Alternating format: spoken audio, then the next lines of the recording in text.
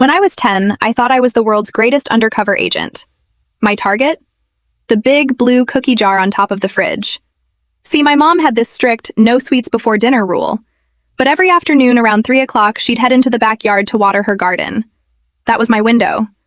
I'd drag a kitchen chair over, climb up like a mountain climber, and snatch exactly 2 double-stuffed Oreos. I was surgical about it. I'd rearrange the remaining cookies so there wasn't a visible gap. I'd even wipe away the crumbs with a damp paper towel. I figured with a full house and a busy schedule, there was no way she was counting cookies. For 3 years, I had my little daily victory. It was my favorite secret. Fast forward to last Thanksgiving. I'm 25 now, helping Mom clean up the kitchen after the big meal. I reached for that same old cookie jar and we both kind of laughed. I leaned over and said, "You know, Mom, I probably owe you for about 1,000 stolen Oreos from back in the day." She stopped scrubbing the roasting pan and looked at me with this knowing smirk. "Honey," she said, "I always knew. Why do you think that jar was never empty? I used to buy a second pack every week and hide it in the laundry room, just so I could top off the jar after I saw you climb down from that chair."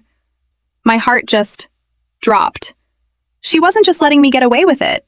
She was participating in my joy, quietly from the sidelines. She let me keep my secret because she knew it made my afternoon a little more magical. It's funny. We spend our childhoods trying to outsmart our parents, only to realize they were miles ahead of us, simply because they loved us enough to let us win. I think about that jar every time I see an Oreo now. It wasn't about the chocolate. It was about the quiet, invisible ways she held my world together.